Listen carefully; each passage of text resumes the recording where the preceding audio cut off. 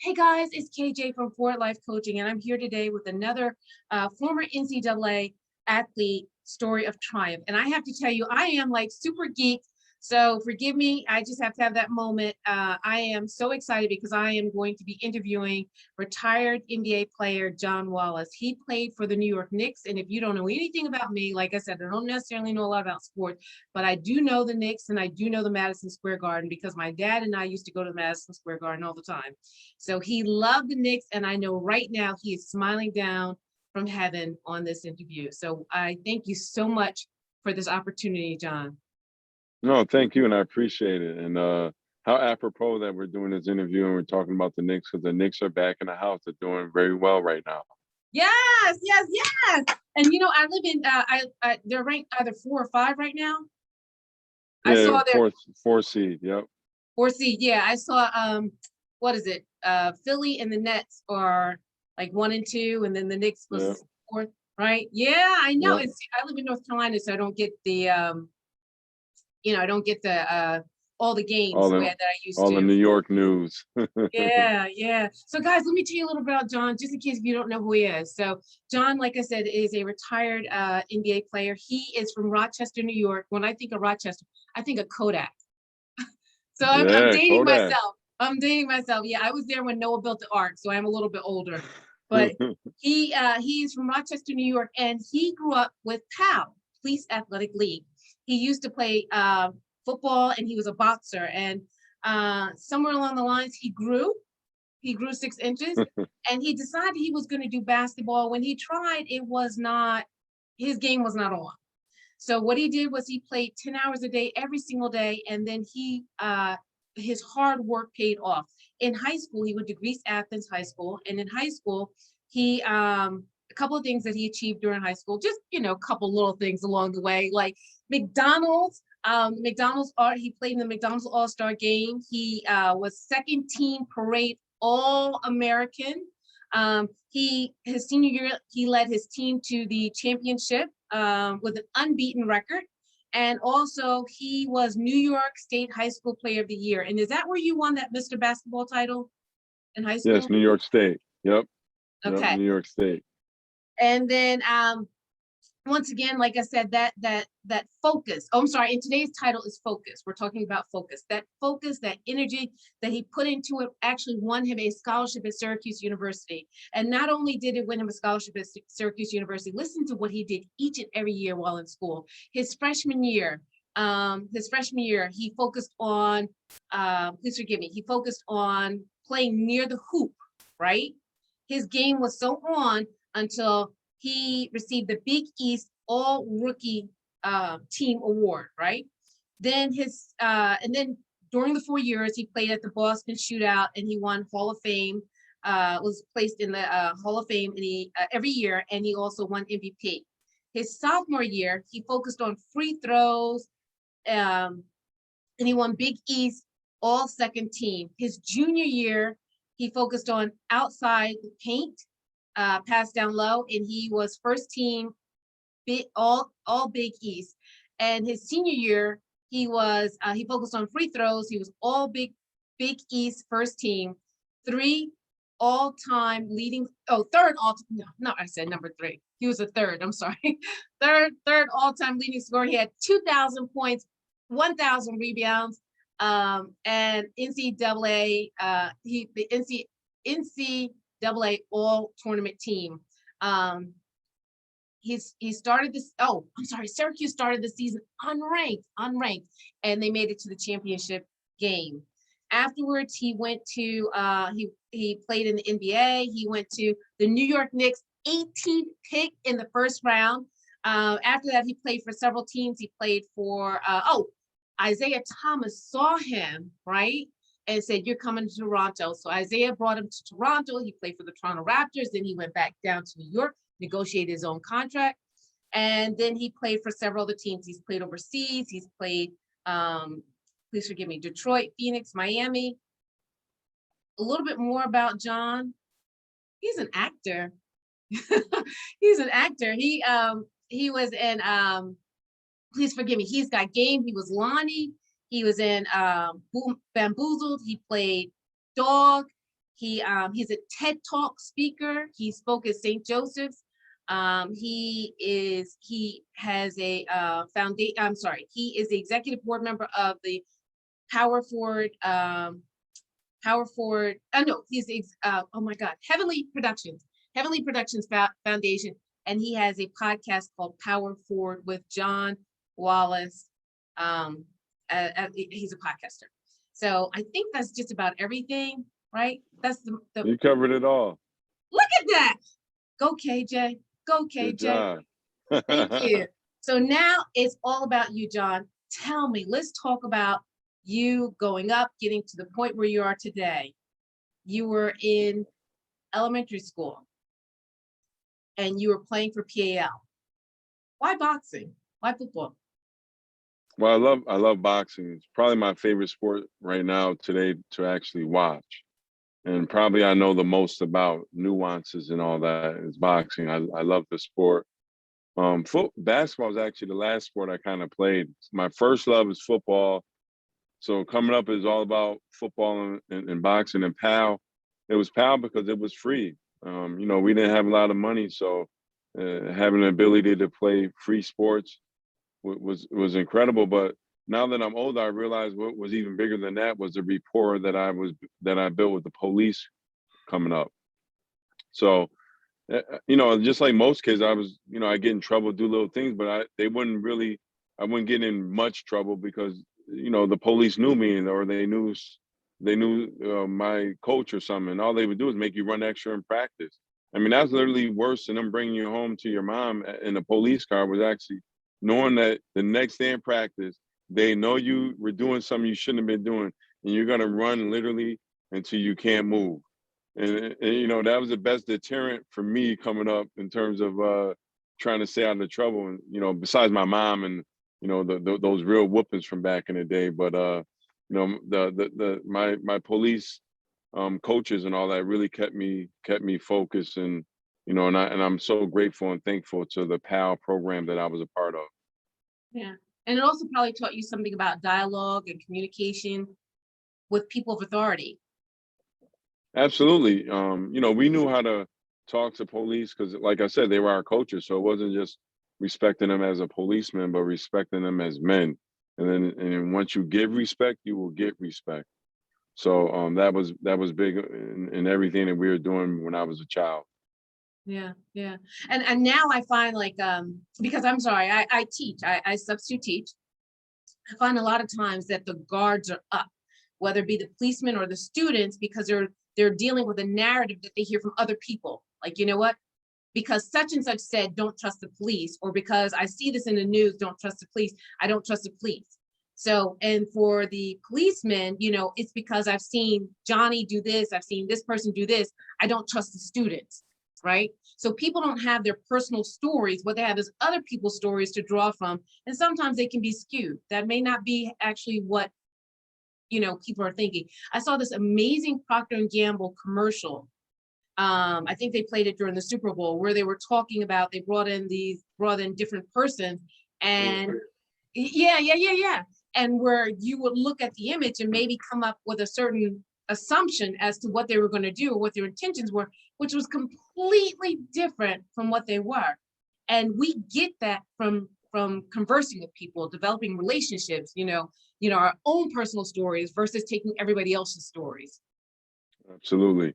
And for me, my story is that it's like similar to a lot of young Black men's stories coming up. Single parent household.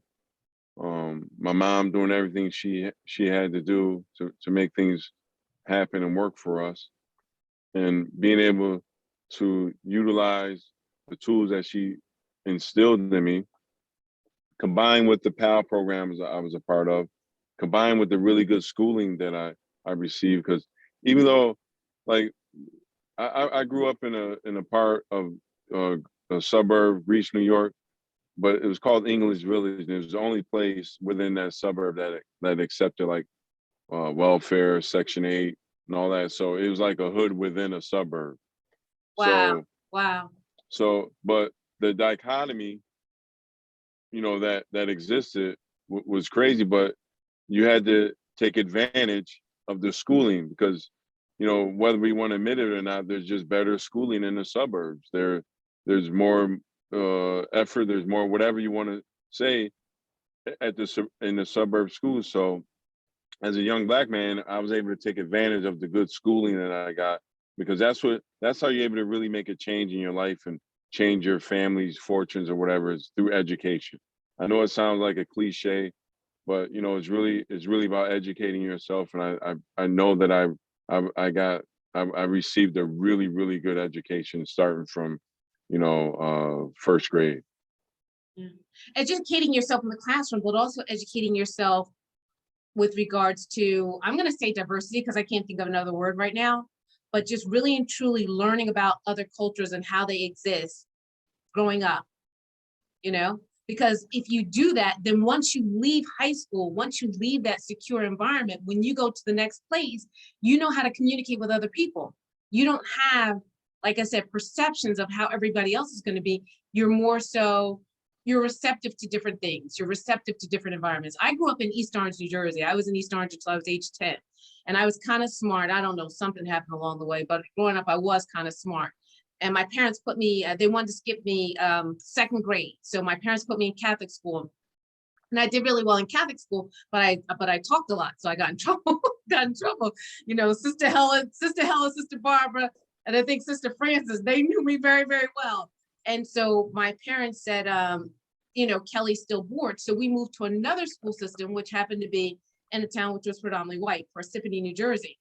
But my parents were very adamant about, even though I lived in Parsippany, New Jersey, where I was the only African-American in my elementary school, every weekend, pretty much, we were going down to East Orange, and either I was spending time in East Orange or I was bringing my friends from East Orange to Parsippany, because she said, you know, my mom, I grew up with my mom and my dad, but my mom said she never wanted me to like code switch or anything like that. How I am in front of one group of people, I need to be in that same exact way in front of another group of people.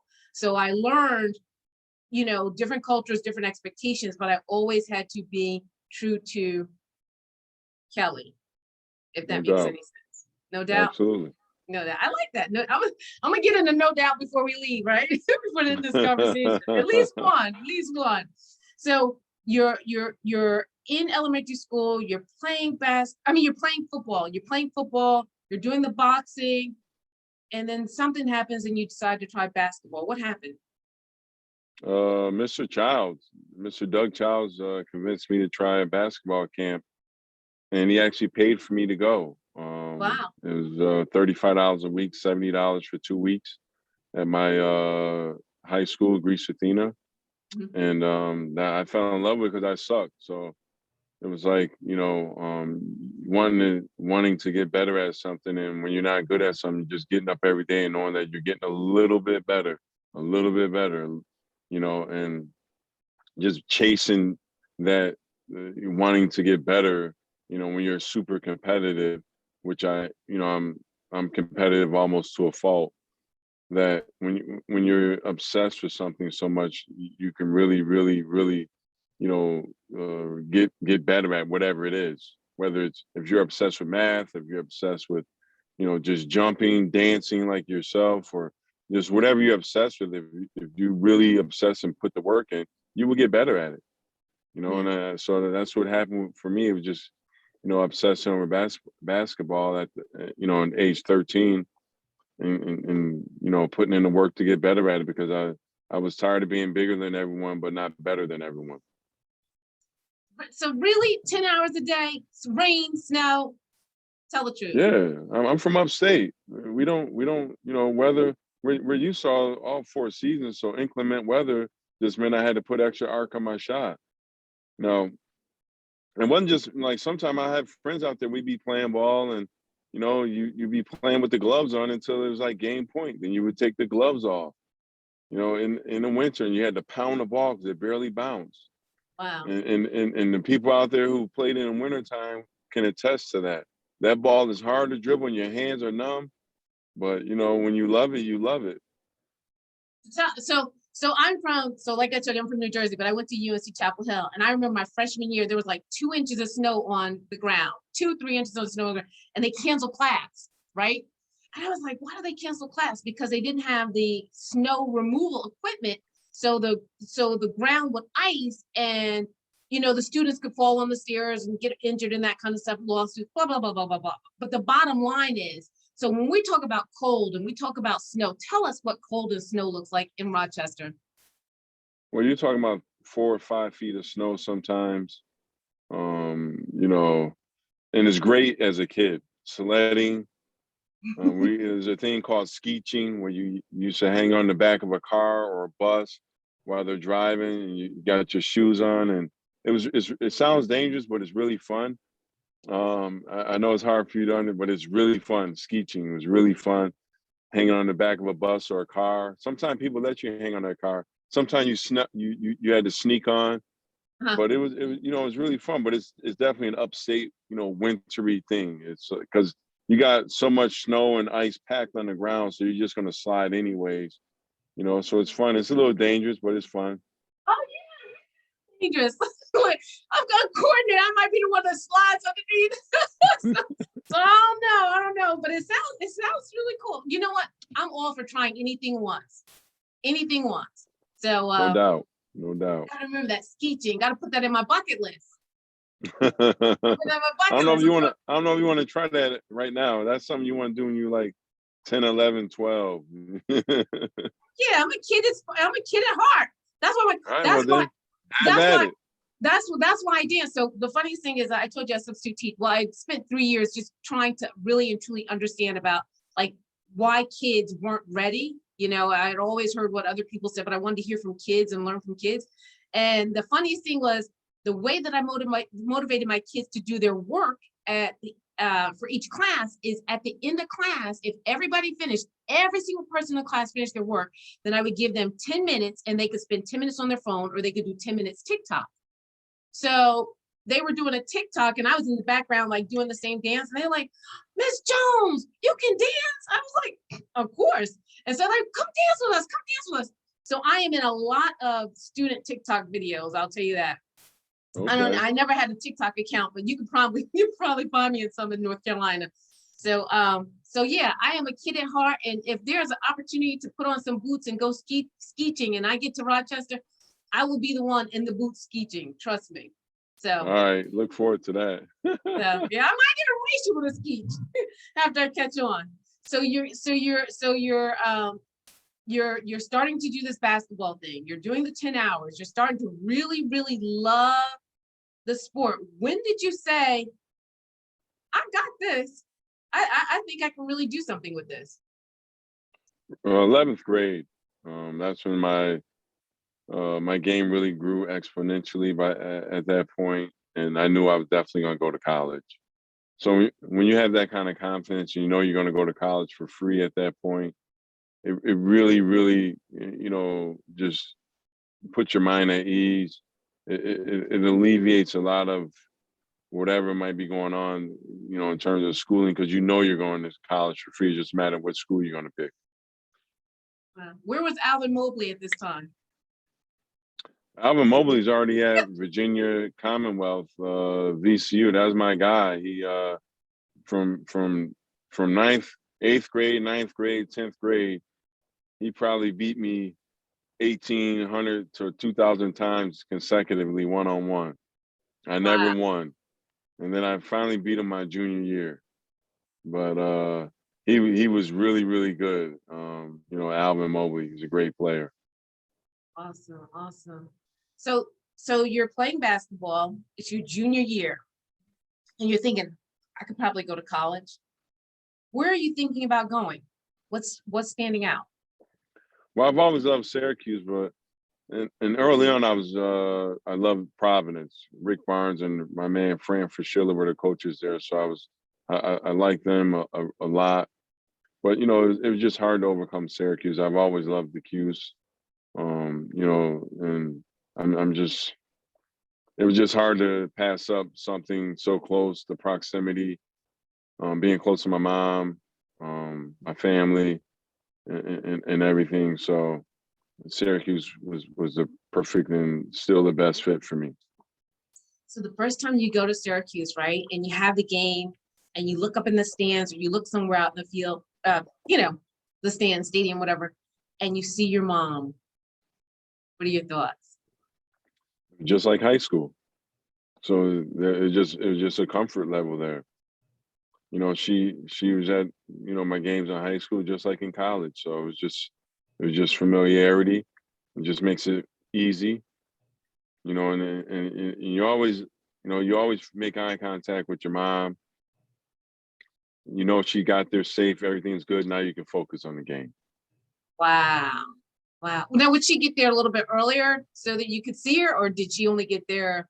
You didn't see her until you were on the floor. Like, you didn't know she was there until you were on the floor. Yeah, of course. But I knew she was on her way or whatever. I left her ticket, so I knew she'd be, there right at the, early in the game. That is so cool. That is so cool. And I'm sorry, I forgot to say McDonald's. I wanted to ask this. So you played the McDonald's All-Star game. I didn't want to forget that. So did you eat McDonald's? I mean, like when you play in that game, do they give you McDonald's for breakfast, lunch, and dinner? How does that work? You get like this card and you get free McDonald's for like a year.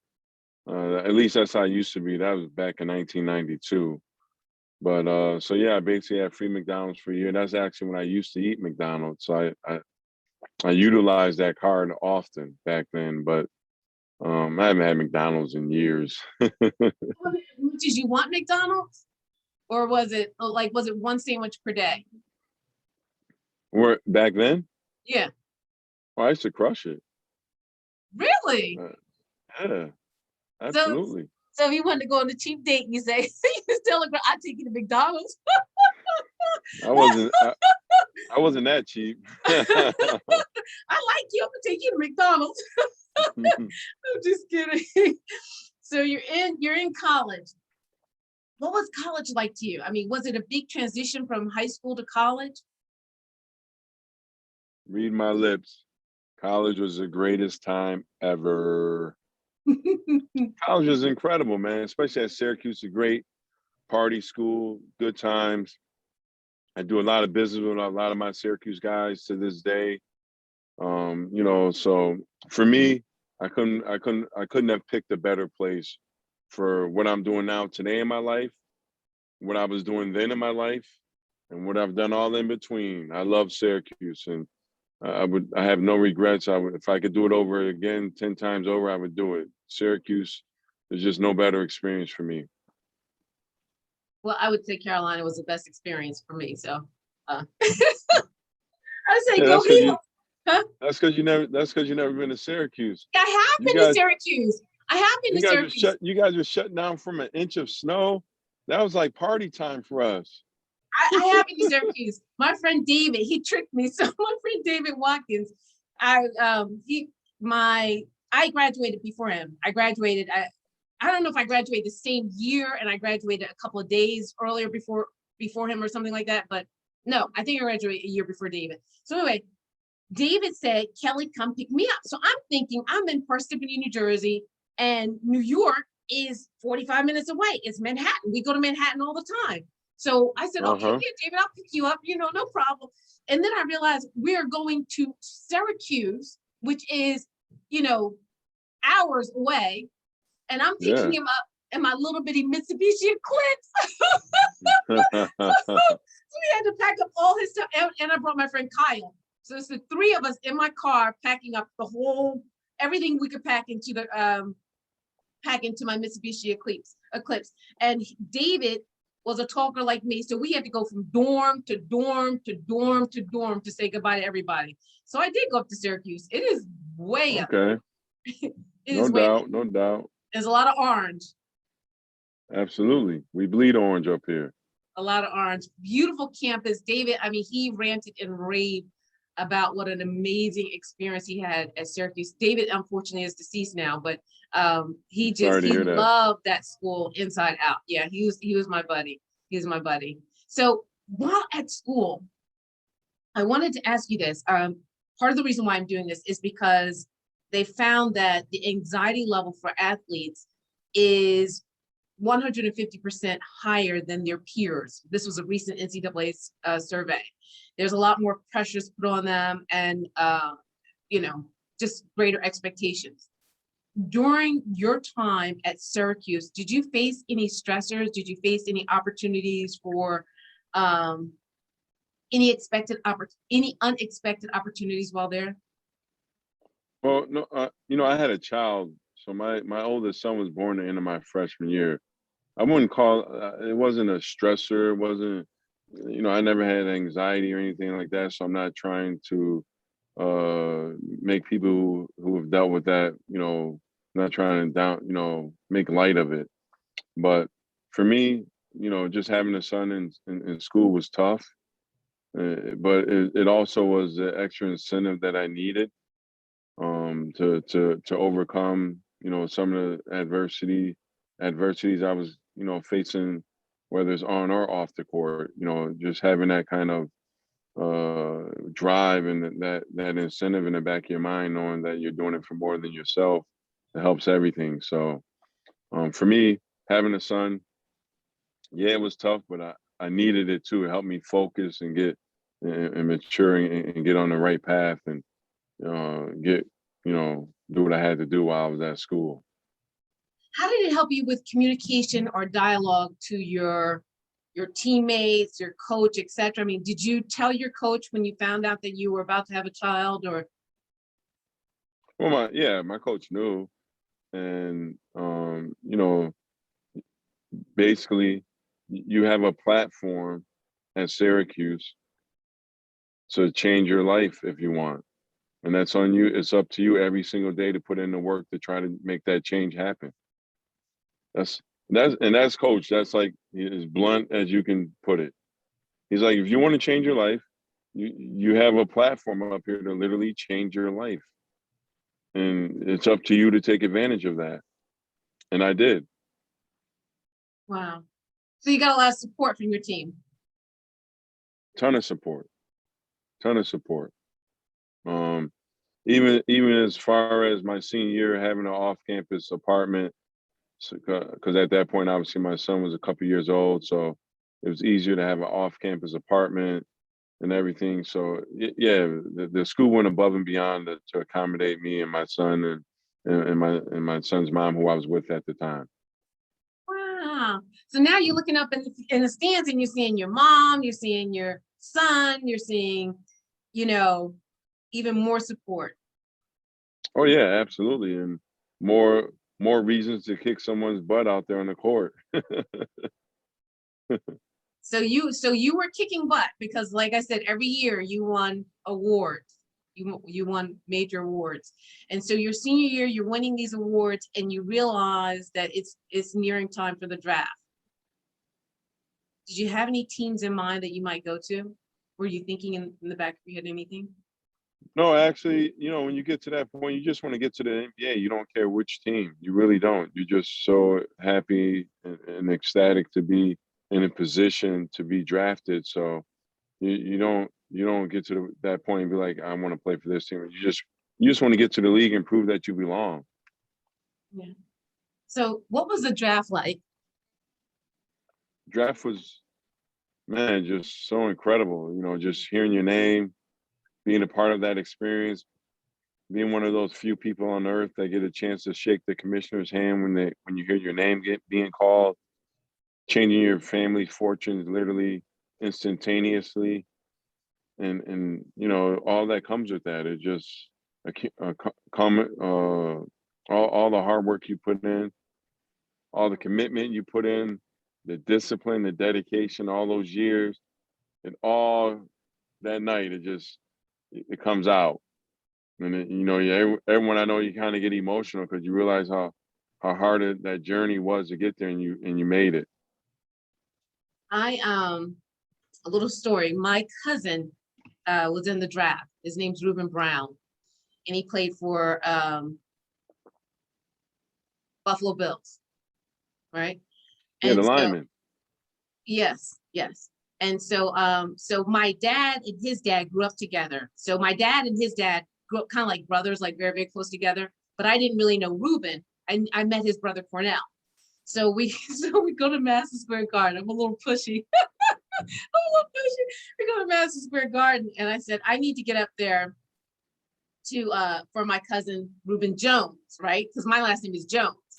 And so and they were like, I'm sorry, but there's no Reuben Jones up there. I said, yes, Reuben Jones is being drafted and he's behind the stage and I need to get to Reuben Jones. And so the guard was like, there's no Reuben Jones. So my dad pulls me aside and he said, his name is Reuben Brown, Kelly. It's Reuben Brown. So I get to the next guard and I'm like, I need to get up there for Reuben Brown. Reuben Brown is expecting us. And they're like, oh, okay, yes, ma'am, you get to go. So my dad looked, he's like, you really got us up there. You really got us behind stage. So we were behind stage. Reuben's sisters didn't make it backstage.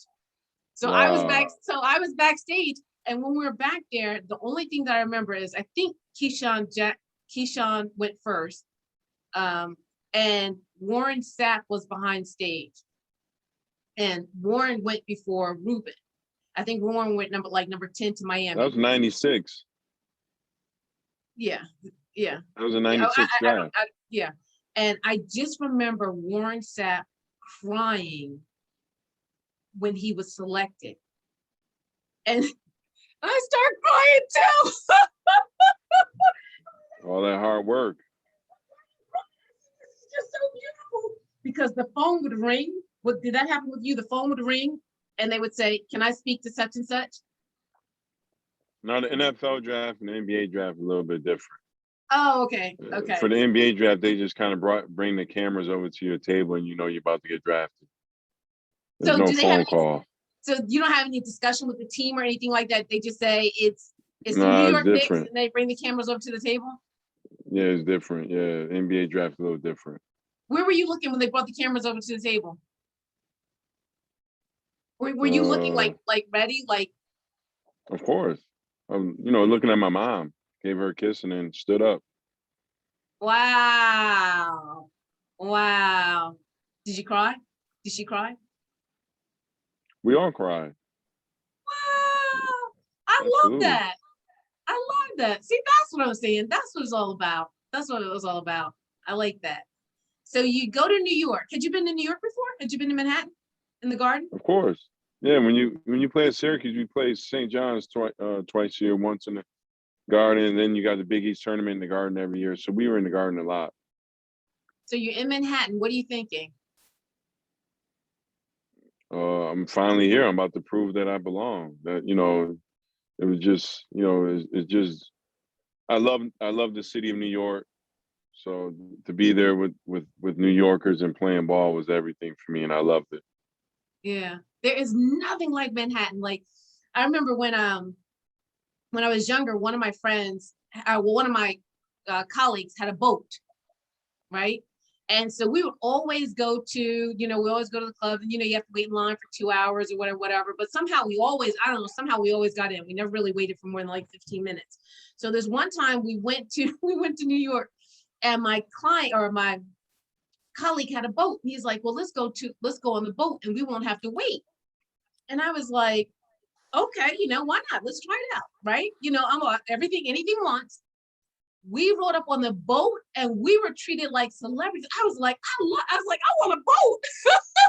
No, I did nothing else. At least I want to get a boat so I can get in, get into all the clubs and be everywhere, treat everywhere like a VIP.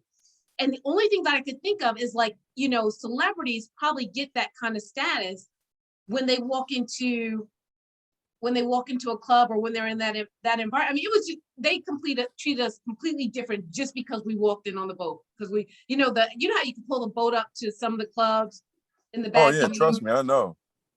Yeah, of course you would. Okay. So you've taken the boat into the club? Like what I'm talking about? Yeah. You talking about La Marina? I don't know what club, but it was just awesome. That's probably what it is. Yeah, it's a spot up in up near like Spanish Harlem and all that. Yes. La Marina. You pull up on that boat. It's a movie. That's what we call it. It's like a movie. Yeah. So was it like that when now you're a Knick? I mean, obviously you've got the height. You're walking into places and people are like, John. Yeah. Well, first of all, I never use that. Like, I'm not one of those guys that walks up and expects to get let right in. But if you let me in, I will take it. If not, I'm not going to wait too long. I'm not going to be like, oh, I'm such and such, let me in. I respect any spot, and if they let me in, cool. If not, I'll go somewhere else to spend my money. You know what I mean? I'm Right. not gonna No, but if beg to they're looking spend at my your money height, somewhere. but if they look at your height, they automatically know that you got to be, you know. Yeah, but you gotta remember, not everyone is receptive to that. Not everyone is, you got some haters out there, right? We all know that. Really? So sometimes you're gonna come across some people that just are like, even though I know and I should let you in, I'm not going to. Really? I would think in New York, everybody just be like, oh my gosh, oh my gosh. Wow. Yeah, What well, about, honestly, I've never had any problems in New York, not one. okay. So I've definitely, I've never had an issue in New York City. So has anybody ever stopped you for your autograph? Yeah, that happens all the time. That's it's very humbling every time it happens. Because I remember the first autograph I signed when I was like 15 years old in high school 15. as a sophomore. Yeah, And that we was were before you playing. hit your max, because you said your max was in your junior year. Yeah, but this is a guy, son and daughter came up to me, and the guy told him, go ahead and ask him for his autograph. He's going to be good one day. He's going to be really, really good. And yeah, my first autograph I signed when I was 15 years old. Wow. What did you sign? Do you remember? Just a piece of paper. No, I mean, did you just sign your name and that was it? Yeah. Wow. So did you practice your autograph, or did you just, you just sign it the way you sign it? Yeah, I just signed it the way I signed it. Over the years, you start practicing it in high school. But then by the time you get to college, you're really signing a lot of stuff. So you don't need to practice it because you're getting practice. Wow. So my dad and I, we were kind of goofy people. So when I was in high school, he said, we were looking at something, it was like a doctor's signature. He said, yeah, Kelly, famous people have messy signatures, so let's practice making messy signatures. And my mother was a teacher, and my mother was like, penmanship. She was fourth grade, she was teaching proper cursive and all penmanship. Yeah. So I had this beautiful, beautiful signature, and I messed it up because I said one day I was gonna be famous and my people would need my signature. So my mom was having a hard time. But my dad and I used to do goofy stuff like that. So that was kind of cool. KJ. Yeah. So you're in New York, right? And you're getting this experience, this exposure. You're going to different places. You're meeting different people. You've got the autographs going, and then you go overseas, right? Did you go to Italy or Greece first? I went to Greece first. Greece. What are you thinking? Is it really blue and white? It's awesome over there. Yeah. I loved it in Greece. Had a good time in the city of Athens. Great time. Great people. And how did it go beyond your expectations? Like based on what you've heard about Greece and based on what you've seen in the movies, etc. How did it go beyond that? I guess the people and the food were so good to me, and so it exceeded my expectation food wise. The people were great, treated me lovely, and I still have friends over there. Wow. And then you went to Italy too, right? Yep. Then I went to Italy, played over in a city called Udine. Had a good time over there. Obviously, the food was incredible. I mean, magnifique. The food was so good. But had a good time over in Italy too, and that was my last year playing basketball. Did you buy any gold or any leather? Nope.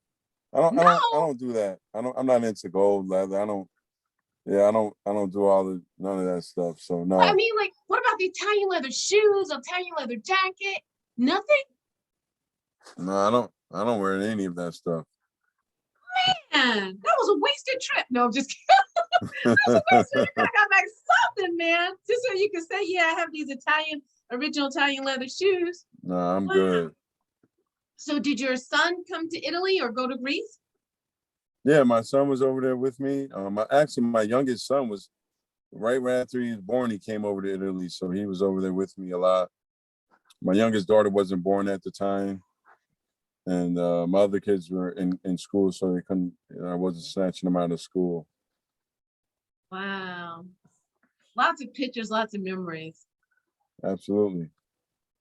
So after that, you decide to retire, you come back. What made you think of starting a podcast? What made you think of the Heavenly Productions Foundation? What made you figure out what you were going to do next or how you were going to do it next?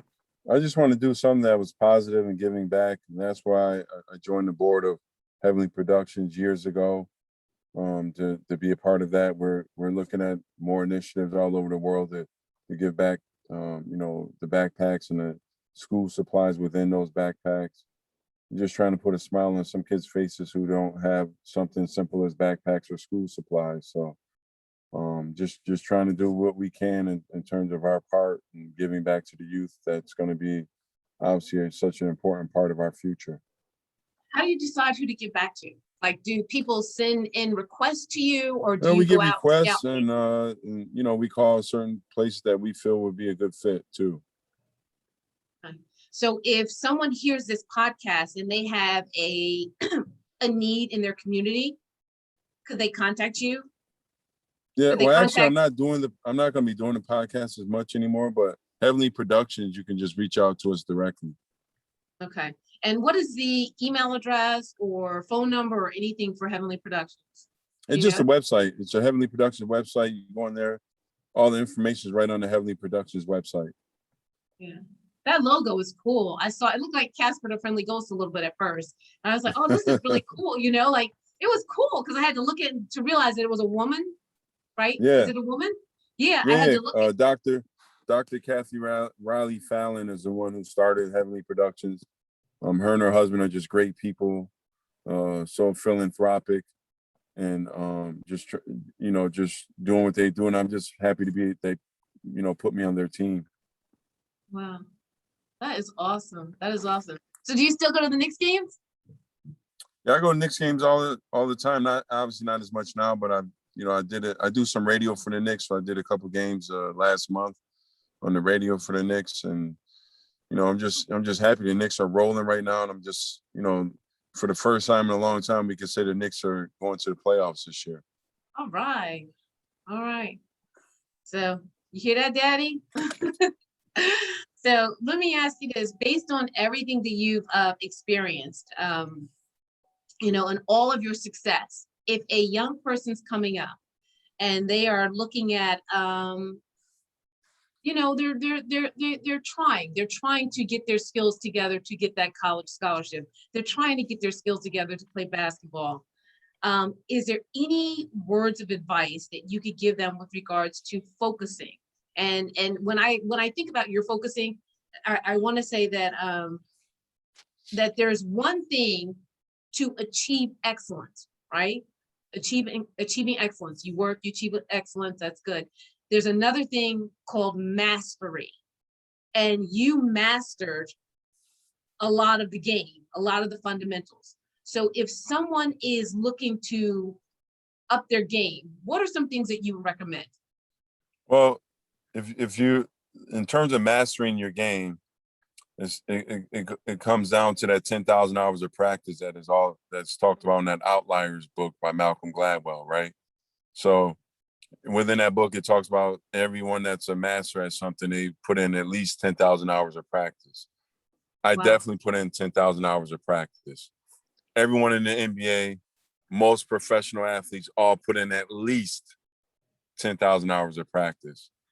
So you gotta be willing to put in that work, be dedicated, be so disciplined that even when some of your friends aren't buying into what you're doing, or they want to go a different route, make sure you stay in your route. I had numerous friends who chose to do different things in life, and that's why we're not friends today, because I was on a different route. I was on a different path. I wanted to be successful. I wanted to do something with my life. And I knew just hanging out and just having fun every weekend wasn't the answer for me. But so when you did, I'm sorry, and you may have already answered this. So when you did decide that this is what you wanted to do, who supported you? Who said, keep going, you got this, I'm with you? Well, obviously my mom's the biggest supporter and the biggest example because of what she was doing, the way she was living her life, and the way she was working, and the work ethic she put forth in front of me for my whole life. So I had an example and a motivator all in one within my mom. Wow. Love it. Love it. Well, John, we've talked about a great deal. Is there anything else that you can think of that you would like to add that I may have missed on during this conversation? No, KJ, I Besides, think you're pretty thorough. really? Thank you. Yep, Thank you. absolutely. You just want me to take it easy on you with the skeeching, but I'm not. You can't butter me up. I'm not. I'm just as competitive as you are. So, so it's on. It's on. Well, listen, John, I just want to thank you so much for everything that you've done, everything that you continue to do as a role model, as a contributor, as a leader, um, as a Knick fan. That's right. Yes, always a Knick fan. But I just want to thank you so much once again for everything that you're doing and the inspiration that you provide for others. Thank you, Kay. And I appreciate you having me on your interview. And I look forward to it. And you got my approval already, so I don't need to see it. And let me know when it's up and so I can check it out on YouTube. Woo-hoo! You got it. You got it. Thank you for everything, John. I'll talk to you soon. All right, thanks so much. Nice meeting you. You too. All right.